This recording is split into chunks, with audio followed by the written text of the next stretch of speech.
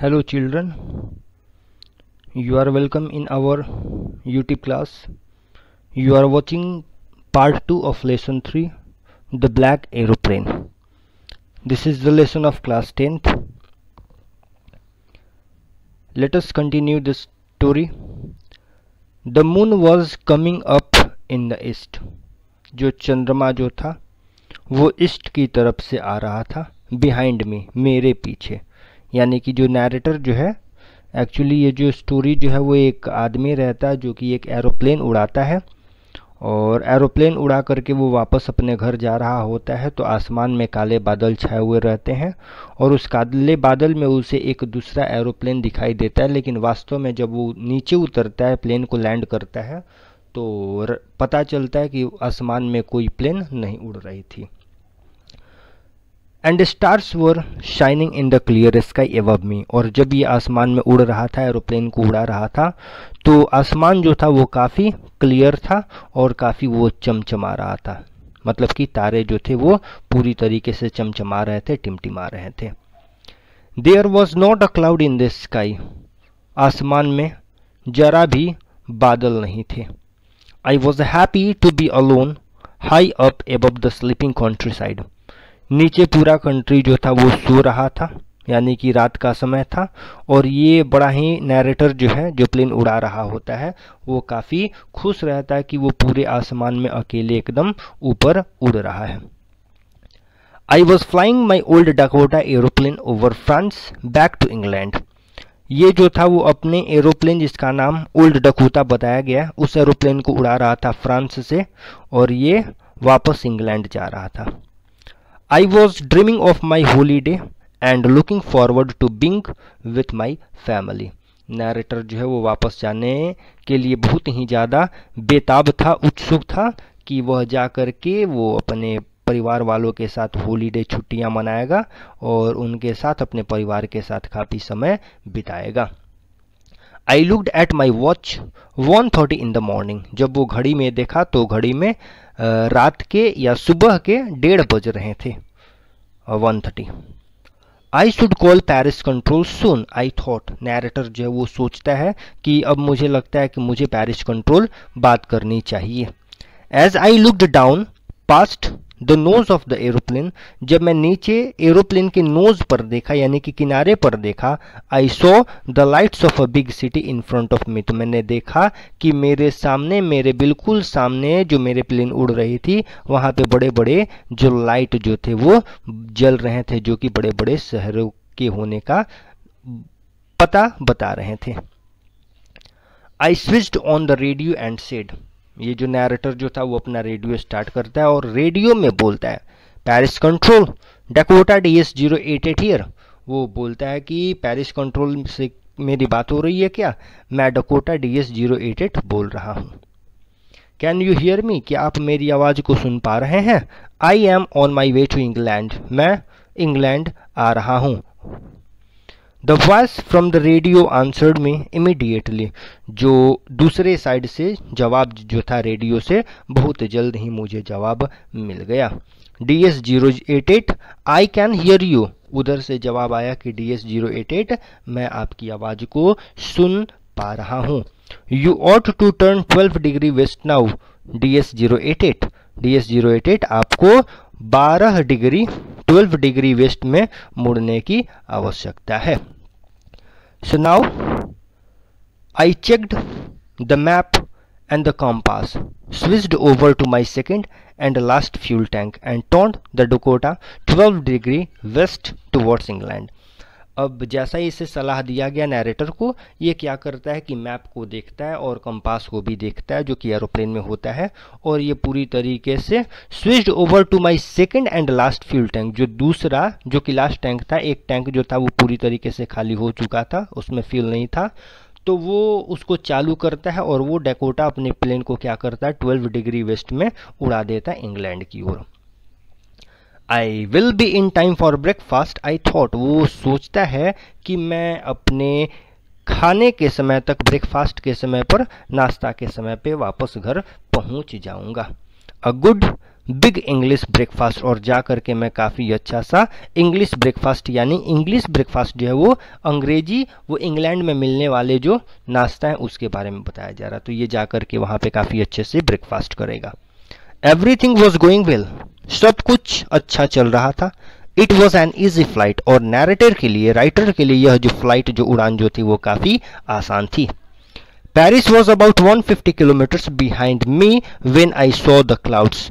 अचानक से नैरेटर जो है वो आसमान में बादल देखा, और जब वो बादल देखा तो थोड़ा सा घबरा जाता है, क्योंकि अभी उससे ट्रैवल जो था वो लगभग 150 किलोमीटर जो था वो यात्रा करना था। 150 किलोमीटर यह अपनी मंजिल से पीछे था, तभी आसमान में बादल देख लेता है। स्टॉर्म क्लाउड्स, अरे बाप रे, ये जो बादल जो थे वो काफ़ी स्टॉर्म थे, यानी कि आंधी तूफान वाले थे, पूरे एकदम काले घनघोर बादल थे। दे वर ह्यूज, और ये जो थे वो काफ़ी विशाल भी थे, बहुत बड़े बड़े थे। They looked like black mountains standing in front of me across the sky. ये इस तरीके से लग रहे थे जैसे मानो कि मेरे रास्ते में बड़े बड़े जो पहाड़ जो है, माउंटेन जो है वो एकदम मेरे सामने खड़े हैं। आई न्यू, मैं जानता था, आई could not fly up and over them. वो जानता था, इसमें मतलब एनर्जी नहीं थी, वो प्री प्लानिंग नहीं था, इससे अपने आप एक कॉन्फिडेंस नहीं था, बिलीफ नहीं था कि ये अपने एरोप्लेन को उस बादल से भी उड़ा सकता है।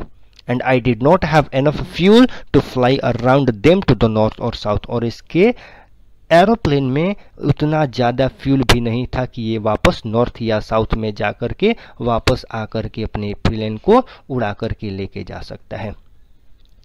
I ought to go back to Paris, I thought, मैंने सोचा, नैरेटर जो है वो सोचता है कि अब लगता है कि मुझे वापस पेरिस जाना पड़ेगा। But I wanted to get home, लेकिन ये वापस अपने घर यानी कि इंग्लैंड जाना चाहता था। आई वॉन्टेड दैट ब्रेकफास्ट, ये बता रहा है नैरेटर कि मुझे वो ब्रेकफास्ट जो है वो सुबह का नाश्ता करना बहुत ज़्यादा ज़रूरी था, वो चाहता था। चिल्ड्रन, एक चीज़ मैं बता दूं आप लोगों को, ये जो ब्रेकफास्ट है, अक्सर जो स्टूडेंट जो होते हैं या जो भी मेंबर लोग होते हैं ये इसे ब्रेकफास्ट बोलते हैं, but actually this is not pronounced as breakfast but it is breakfast, इसे ब्रेकफास्ट कहा जाता है। So now I will take the risk, I thought, and flew that old Dakota straight into the storm. अब narrator क्या बोलता है कि अब चाहे कुछ भी हो जाए मैं रिस्क तो लूँगा ही, और उसने निर्णय लिया कि वो अपने ओल्ड डकोटा प्लेन को पूरी तरीके से उस स्टॉर्म में उड़ा देगा, यानी कि चाहे आंधी आए, तूफान आए या बादल कैसे भी हो, वो अपने प्लेन को रोकेगा नहीं, उड़ाएगा। इनसाइड द क्लाउड्स, जब वो क्लाउड में घुस गया, बादल में, एवरीथिंग वॉज सडनली ब्लैक, सब कुछ पूरी तरीके से काला हो गया। It was impossible to see anything outside the aeroplane, aeroplane से बाहर कुछ भी देख पाना मुश्किल नहीं था, नामुमकिन था, दिखाई ही नहीं दे रहा था। The old aeroplane jumped and twisted in the air, जो ओल्ड एरोप्लेन यानी कि ओल्ड डकोटा जो था वो आसमान में उड़ा और जाकर के हवा में ट्विस्ट हो गया, यानी कि मुड़ गया। I looked at the compass, narrator जो है वो अपने जो प्लेन का जो कॉम्पास रहता है उसे देखता है। आई could not believe my eyes, और उसे अपनी आंखों पर विश्वास नहीं हो पा रहा था। ऐसा क्यों, क्या हुआ, क्या देखता है वो? Let us find out. The compass was turning round and round and round, अब कंपास जो था वो राउंड राउंड गोल गोल गोल गोल गोल गोल गोल गोल घूम रहा था। अब उसका वर्क होता है कि वो एक डायरेक्शन को दिखाएगा, नॉर्थ साउथ, लेकिन वो पूरी तरीके से गोल गोल घूम रहा था, यानी कि वो पूरी तरीके से खराब हो चुका था।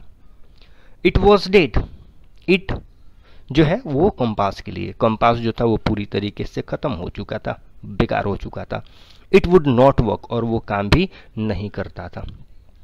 The other instruments were suddenly dead too, और भी जो सारे जो मशीन जो थे, इंस्ट्रूमेंट जो थे वो भी बेकार हो गए, खराब हो गए।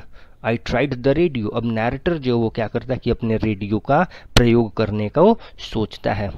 Paris control, Paris control, can you hear मी, अब वो जोर से चिल्ला करके बोलता है पेरिस कंट्रोल, पेरिस कंट्रोल, क्या आप मेरी आवाज को सुन पा रहे हैं?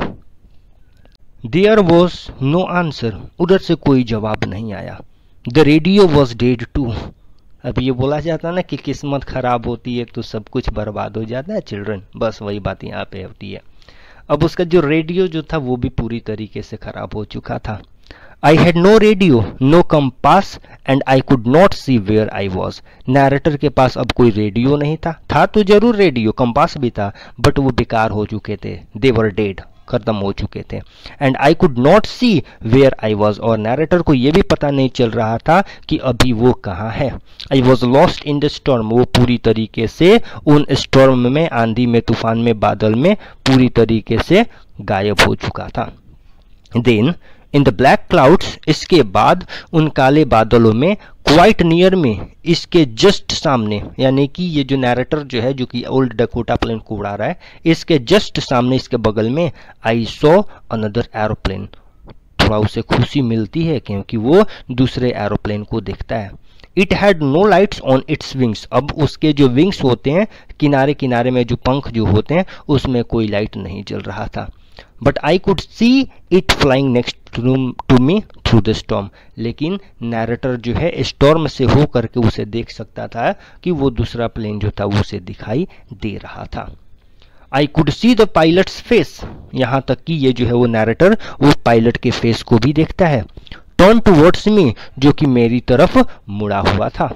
आई was very glad to see another person, ये दूसरे व्यक्ति को देख करके, यानी कि दूसरे पायलट को देख करके बहुत ही ज्यादा प्रसन्न होता है, खुश होता है। He lifted one hand and waved, वो एक हाथ उठाया और वेव किया, यानी कि हाथ से उठा करके इशारा किया। क्या बोला? Follow me, he was saying follow me, वो बोलना चाहता था कि तुम मेरे पीछे पीछे आओ जैसे जैसे मैं चल रहा हूँ। He knows, वह जानता है कि that I am lost, कि मैं खो गया हूँ। यहाँ पे ही जो है वो सेकेंड पायलट के लिए है चिल्ड्रन, ठीक है, और यहाँ पे आई जो है वो नैरेटर के लिए है जो कि ब्लैक डकोटा को उड़ा रहा है। He is trying to help me, अब इसे लगता है, फर्स्ट जो ओल्ड डकोटा के जो पायलट जो है, इसे लगता है कि दूसरा वाला जो आया है वो उसकी मदद करना चाहता है। He turned his aeroplane slowly to the north, वो दूसरा वाला प्लेन वाला जो रहता है पायलट, वो अपने एरोप्लेन को नॉर्थ डायरेक्शन में घुमाता है। इन फ्रंट ऑफ माई डकोटा, मेरे डकोटा जो इसका डकोटा प्लेन जो था इसके जस्ट सामने से। सो दैट, ताकि it would be easier for me to follow him, ताकि यह उसका पीछा करना मेरे लिए काफी आसान हो सके। I was very happy to go behind the strange aeroplane like an obedient child. मैं बहुत ही ज़्यादा इस चीज़ को जान करके बहुत ही ज़्यादा खुश था कि मैं एक अनजान एरोप्लेन को इस तरीके से पीछा कर रहा था जैसे कि मैं कोई एक बहुत ही ज़्यादा ओबीडियंट, यानी कि वो होता है ना कि किसी की बातों का उल्लंघन न करना, तो उस तरीके से मैं उसके पीछे पीछे जा रहा था।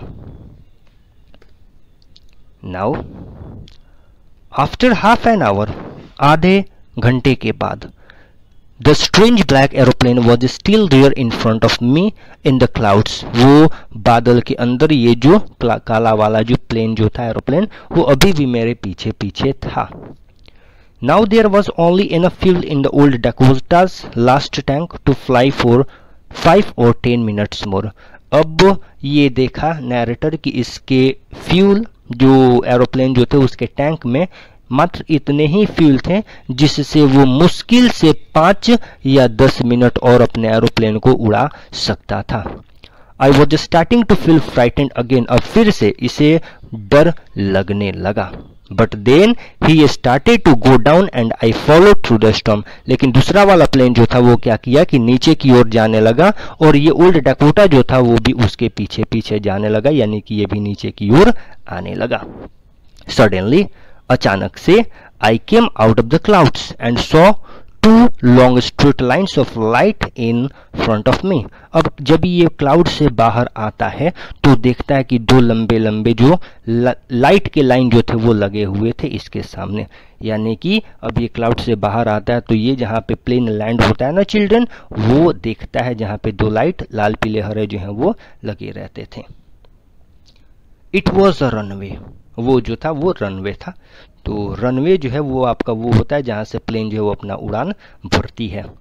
एन एयरपोर्ट, और ये पूरी तरीके से एक एयरपोर्ट के पास आ चुका था। आई वॉज सेफ, अब मैं सुरक्षित था। I turned to look for my friend in the black aeroplane. अब ये वापस पीछे देखता है अपने दोस्त को देखने के लिए कि ब्लैक एरोप्लेन जो है वो कहाँ है। But the sky was empty, लेकिन पूरा आसमान जो था वो खाली था। देयर वॉज नथिंग देयर, आसमान में कुछ भी नहीं था। The black aeroplane was gone, जो काला वाला एरोप्लेन जो था वो जा चुका था।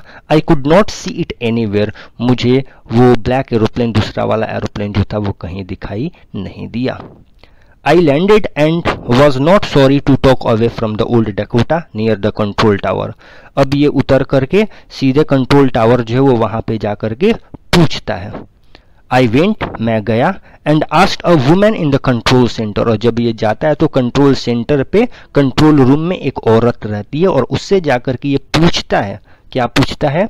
Where I was, कि मैं कहाँ हूँ, and who the other pilot was, और दूसरा पायलट कौन था। I wanted to say thank you, मैं उसे धन्यवाद देना चाहता हूँ। She looked at me very strangely and then laughed। वो जो लेडी जो थी, ये नैरेटर जो ओल्ड डकोटा प्लेन का जो पायलट जो था उस पर बड़ा ही स्ट्रेंज तरीके से, विचित्र तरीके से देखी और देख करके जोर से हंसी और क्या बोली? अनदर एरोप्लेन, क्या दूसरा aeroplane? Up there in this storm, इस आंधी तूफान में? No other aeroplanes were flying tonight. Sir, आज रात को तो कोई दूसरी प्लेन उड़ ही नहीं रही थी। Yours was the only one I could C on the radar, एकमात्र आपका ही फ्लाइट जो था, प्लेन जो था वो मुझे रडार पे दिख रहा था, सिवाय आपके कोई प्लेन, एरोप्लेन जो था वो नहीं उड़ रहा था। सो who helped me to arrive there safely without a compass or a radio and without any more fuel in my tanks। अब वो पूछता है तो फिर वो कौन था जिसने बिना कंपास के, बिना रेडियो के, यहाँ तक कि मेरे टैंक में, जो एरोप्लेन का जो टैंक जो था उसमें पर्याप्त मात्रा में फ्यूल भी नहीं था, फ्यूल भी कम थे, इसके बावजूद भी वो कौन था जिसने मुझे सेफ तरीके से, सुरक्षित ढंग से लैंड होने में, उतरने में मदद किया। Who was the pilot on the strange black aeroplane flying in the storm without lights? वो एरोप्लेन जो आसमान में स्टॉर्म में उड़ रहा था, जिसमें कोई लाइट भी नहीं था, आखिर वो पायलट जो है वो कौन था और कहाँ से आया और आखिर वो गायब कहाँ हो गया? सो चिल्ड्रन, क्या आपको समझ में आया? मुझे तो अभी समझ में नहीं आया कि ये जो दूसरा वाला एरोप्लेन का जो पायलट जो था वो था कहाँ।